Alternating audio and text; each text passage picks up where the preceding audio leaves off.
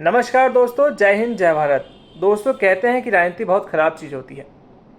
राजनीति का प्रवेश जिस क्षेत्र में हो जाए वह क्षेत्र बर्बाद हो जाता है।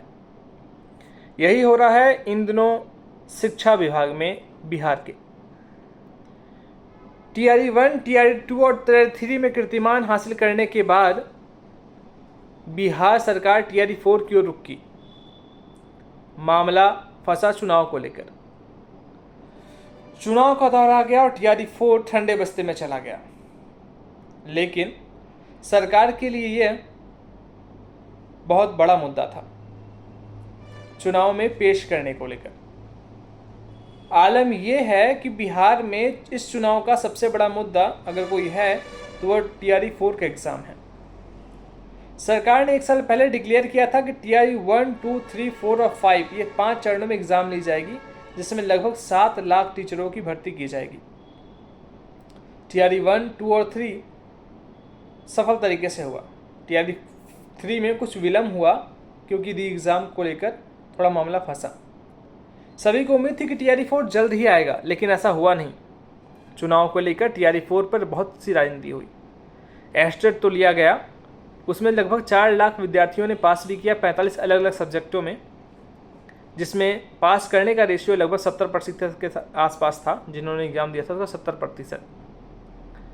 अभी जो विद्यार्थी इस बार बीएड पास किए हैं, जो एस्टेट का एग्ज़ाम नहीं लिख पाए, उनकी मांग है कि एस्टेट का एग्ज़ाम होना चाहिए, और ये सही भी है, क्योंकि एस्टेट का एग्ज़ाम कोई जॉब दिलाने वाला एग्ज़ाम नहीं है। ये एक क्वालिफाइंग नेचर का एग्ज़ाम है, और ये बस आपको एलिजिबिलिटी देता है, आपको ये पात्रता देता है कि आप एग्ज़ाम में भर सको, एग्ज़ाम का फॉर्म भर सको जब रिक्वायरमेंट एग्ज़ाम आता है।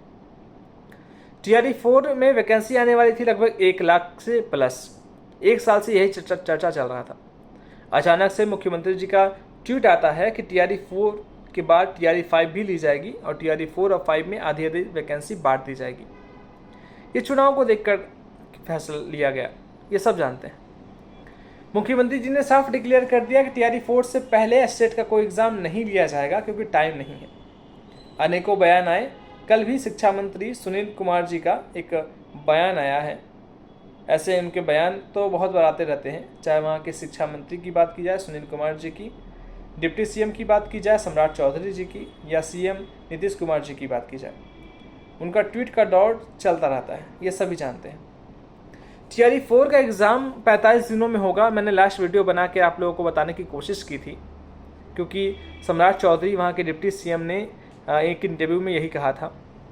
कल सुनील कुमार जी का वहाँ पे इंटरव्यू था, वो बैठे थे मीडिया के सामने, तो मीडिया ने क्वेश्चन किया कि एस्टेट होगा कि नहीं होगा, तो उन्होंने एस्टेट की बात को फिर से टाल दिया।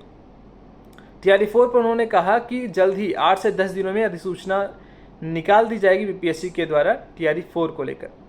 यानी कि अब इसके पूरे आसार हैं कि जो आपका एग्ज़ाम होगा टीआरई 4 का, वो चुनाव से पहले हो सकते हैं। हाँ, रिजल्ट जो है वो चुनाव के बाद जारी हो सकते हैं, लेकिन एग्ज़ाम का जो प्रोसेस है, ऐसे सरकार चाहती है कि रिजल्ट भी चुनाव से पहले हो जाए, लेकिन ये पॉसिबल नहीं लग रहा है। अब देखने वाली बात ये होगी कि क्या 45 दिनों में एग्ज़ाम ली जा सकती है सही तरीके से। और शिक्षा मंत्री ने साफ कह दिया है कि हमने शिक्षा विभाग को ये साफ गाइडलाइन दे दिया है कि चुनाव से पहले एग्ज़ाम कंडक्ट करवा ली जाए, और एग्ज़ाम होगा जल्द ही आप लोगों के बीच खुशखबरी आएगी। लेकिन एस्टेट के विद्यार्थियों को मौका नहीं देकर सरकार बहुत बड़ी गलती करने जा रही है। देखते हैं टीआरई 5, टीआरई 4 में सरकार जितना वादा की है उसको पूरा कर पाती है या नहीं। उम्मीद है कि टीआरई 4 का मामला नहीं फंसेगा और चुनाव से पहले ये एग्ज़ाम ले ली जाएगी। हम विद्यार्थियों की भी यही मांग है कि टीआरई 4 का एग्ज़ाम चुनाव से पहले ले लिया जाए, और अगर चुनाव से पहले नहीं लिया जाता है तो कम से कम एक डेट इशू कर दिया जाए कि इस डेट को एग्ज़ाम ली जाएगी, है ना। बने रहिएगा मेरे और भी वीडियो में मेरे साथ, और जिन्होंने सब्सक्राइब नहीं किया सब्सक्राइब कर लीजिएगा। जय हिंद जय भारत।